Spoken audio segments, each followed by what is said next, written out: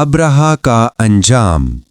अब्रहा के हाथी को उठाने की मुसलसल कोशिश जारी थी कि अचानक समंदर की तरफ से उनकी तरफ अल्लाह ताला ने अबाबीलों को भेज दिया। वो टिड्डियों के झुंड की तरह आईं। दूसरी तरफ अब्दुल मुत्तलिब मक्का में दाखिल हुए, हरम में पहुंचे और काबे के दरवाजे की जंजीर पकड़कर अब्रहा और उसके लश्कर के खिलाफ फतह की दुआ मांगी। उनकी दुआ के अल्फाज ये थे: ए अल्लाह, ये बंदा अपने काफिले और अपनी जमात की हिफाजत कर रहा है, तू अपने घर यानी बैतुल्लाह की हिफाजत फरमा। अब्रहा का लश्कर फतह ना हासिल कर सके, उनकी ताकत तेरी ताकत के आगे कुछ भी नहीं। आज सलीब कामयाब ना हो। सलीब का लफ्ज़ इसलिए बोला कि अब्रहा ईसाई था और सलीब को ईसाई अपने निशान के तौर पर साथ लेकर चलते हैं। अब इन्होंने अपनी कौम को साथ लिया और हिरा पहाड़ पर चढ़ गए, क्योंकि उनका ख्याल था वो अब्रहा का मुकाबला नहीं कर सकेंगे। और फिर अल्लाह ताला ने परिंदों के झुंड भेज दिए। ये परिंदे चिड़िया से कदरे बड़े थे। इनमें से हर परिंदे की चोंच में पत्थर के 3-3 टुकड़े थे। ये पत्थर परिंदों ने अब्रहा के लश्कर पर गिराने शुरू किए।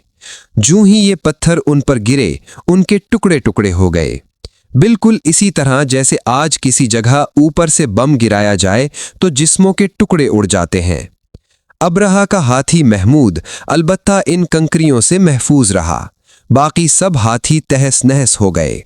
ये हाथी 13 अदद थे, सब के सब खाए हुए नहूसत के मानिंद हो गए, जैसा कि सूरह फील में आता है। अब्रहा और उसके कुछ साथी तबाही का ये मंजर देखकर बुरी तरह भागे, लेकिन परिंदों ने उनको भी न छोड़ा। अब्रहा के बारे में तबक़ात में लिखा है कि उसके जिस्म का एक एक उज़्व अलग होकर गिरता चला गया, यानी वो भाग रहा था और उसके जिस्म का एक एक हिस्सा अलग होकर गिर रहा था। दूसरी तरफ अब्दुल मुत्तलिब इस इंतज़ार में थे कि कब हमला होता है, लेकिन हमला आवर जब मक्का में दाखिल ना हुए तो वो हालात मालूम करने के लिए नीचे उतरे। मक्का से बाहर निकले तब उन्होंने देखा सारा लश्कर तबाह हो चुका है। खूब माले गनीमत उनके हाथ लगा, बेशुमार सामान हाथ आया। माल में सोना चांदी भी बेतहाशा था।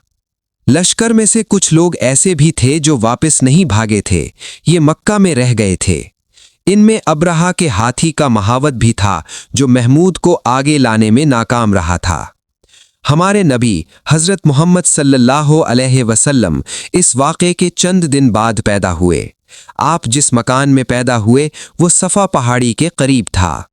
हज़रत काब अहबार रज़ी अल्लाहु अन्हो रिवायत करते हैं कि मैंने तौरात में पढ़ा था कि रसूल अल्लाह सल्लल्लाहु अलैहि वसल्लम की पैदाइश मक्का में होगी। ये काब पहले यहूदी थे, इसलिए तौरात पढ़ा करते थे। दुनिया में आते ही हुजूर अकरम सल्लल्लाहु अलैहि वसल्लम रोए। हज़रत अब्दुर्रहमान बिन औफ रज़ी अल्लाहु अन्हो की वालिदा कहती हैं कि जब हज़रत आमिना के यहाँ विलादत हुई तो मैं वहाँ मौजूद थी। आप मेरे हाथों में आए। ये गालिबन दाया थीं, उनका नाम शिफा था। फरमाती हैं, जब आप मेरे हाथों में आए तो रोए। आपके दादा अब्दुल मुत्तलिब को आपकी विलादत की इत्तला दी गई। वो उस वक्त खाना काबा का तवाफ कर रहे थे। इत्तला मिलने पर घर आए, बच्चे को गोद में लिया। उस वक्त आपकी वालिदा ने उनसे कहा, ये बच्चा अजीब है, सजदे की हालत में पैदा हुआ है। यानी पैदा होते ही इसने पहले सजदा किया, फिर सजदे से सर उठाकर उंगली आसमान की तरफ उठाई। अब्दुल मुत्तलिब ने आपको देखा, उसके बाद आपको काबे में ले आए, आपको गोद में लिए रहे और तवाफ करते रहे। फिर वापस लाकर हज़रत आमिना को दिया। आपको अरब के दस्तूर के मुताबिक एक बर्तन से ढांपा गया, लेकिन वो बर्तन टूटकर आपके ऊपर से हट गया। उस वक्त आप अपना अंगूठा चूसते नजर आए। इस मौके पर शैतान बुरी तरह चीखा। तफसीर मखलद में है कि शैतान सिर्फ 4 मरतबा चीखा। पहली बार उस वक्त जब अल्लाह ताला ने उसे मलऊन ठहराया, दूसरी बार उस वक्त जब उसे ज़मीन पर उतारा गया, तीसरी बार उस वक्त चीखा जब हज़रत सल्लल्लाहु अलैहि वसल्लम की पैदाइश हुई, और चौथी बार उस वक्त जब नबी करीम सल्लल्लाहु अलैहि वसल्लम पर सूरह फातिहा नाजिल हुई। اس موقع پر حضرت حسان بن ثابت رضی اللہ عنہ کہتے ہیں کہ میں 8 سال کا تھا، جو کچھ دیکھتا اور سنتا تھا اس کو سمجھتا تھا۔ ایک صبح میں نے یثرب یعنی مدینہ منورہ میں ایک یہودی کو دیکھا، وہ ایک اونچے ٹیلے پر چڑھ کر چلا رہا تھا۔ لوگ اس یہودی کے گرد جمع ہو گئے اور بولے، کیا بات ہے، کیوں چیخ رہے ہو؟ یہودی نے جواب دیا، احمد کا ستارہ طلوع ہو گیا ہے اور وہ آج رات پیدا ہو گئے ہیں۔ حضرت حسان بن ثابت رضی اللہ عنہ بعد میں 60 سال کی عمر میں مسلمان ہوئے تھے۔ 120 سال کی عمر میں انہوں نے وفات پائی، گویا ایمان کی حالت میں 60 سال زندہ رہے۔ بہت اچھے شاعر تھے، نبی کریم صلی اللہ علیہ وسلم کی اپنے اشعار میں تعریف کیا کرتے تھے اور دشمنوں کی برائی اشعار میں بیان کیا کرتے تھے۔ غزوات کے موقعوں پر اشعار کے ذریعے مسلمانوں کو جوش دلاتے تھے۔ اسی بنیاد پر انہیں شاعر رسول کا خطاب ملا تھا۔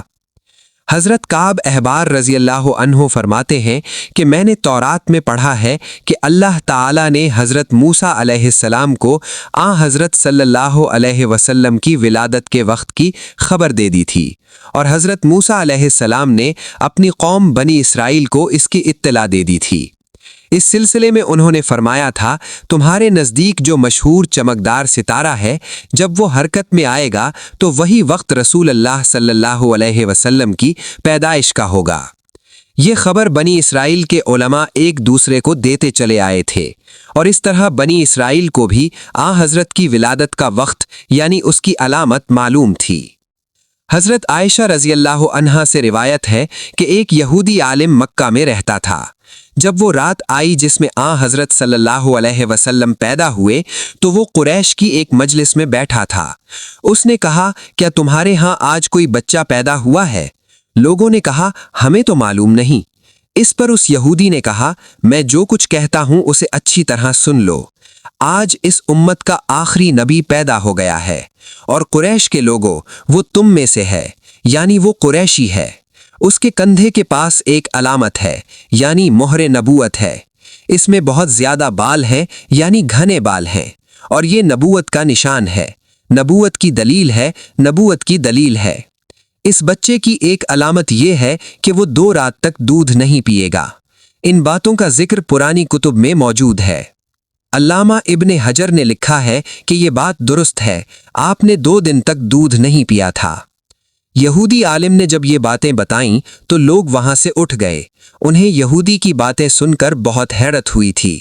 جب وہ لوگ اپنے گھروں میں پہنچے تو ان میں سے ہر ایک نے اس کی باتیں اپنے گھر کے افراد کو بتائیں۔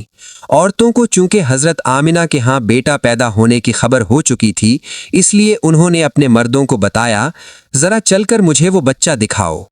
لوگ اسے ساتھ لیے حضرت آمنہ کے گھر کے باہر آئے، ان سے بچہ دکھانے کی درخواست کی۔ آپ نے بچے کو کپڑے سے نکال کر انہیں دے دیا۔ لوگوں نے آپ کے کندھے سے کپڑا ہٹایا۔ یہودی کی نظر جوں ہی مہر نبوت پر پڑی، وہ فوراً بے ہوش ہو کر گر پڑا۔ اسے ہوش آیا تو لوگوں نے اس سے پوچھا، تمہیں کیا ہو گیا تھا؟ جواب میں اس نے کہا، میں اس غم سے بے ہوش ہوا تھا کہ میری قوم میں سے نبوت ختم ہو گئی ہے، اور اے قریشیو، اللہ کی قسم، یہ بچہ تم پر زبردست غلبہ حاصل کرے گا اور اس کی شہرت مشرق سے مغرب تک پھیل جائے گی۔ پیارے ناظرین، اگر آپ کو یہ ویڈیو پسند آئی ہو اور آپ چاہیں کہ ایسے ہی ایمان افزا، دل کو چھو لینے والے واقعات آپ تک وقت پر پہنچتے رہیں تو چینل کو ضرور سبسکرائب کریں۔ آپ کا ایک سبسکرائب ہمیں مزید محنت کی ہمت دیتا ہے اور یہ خوبصورت پیغام اور زیادہ لوگوں تک پہنچنے کا ذریعہ بنتا ہے۔ اللہ آپ کو دین و دنیا کی بھلائیاں عطا فرمائے۔ جزاکم اللہ خیرا۔ السلام علیکم ورحمۃ اللہ وبرکاتہ۔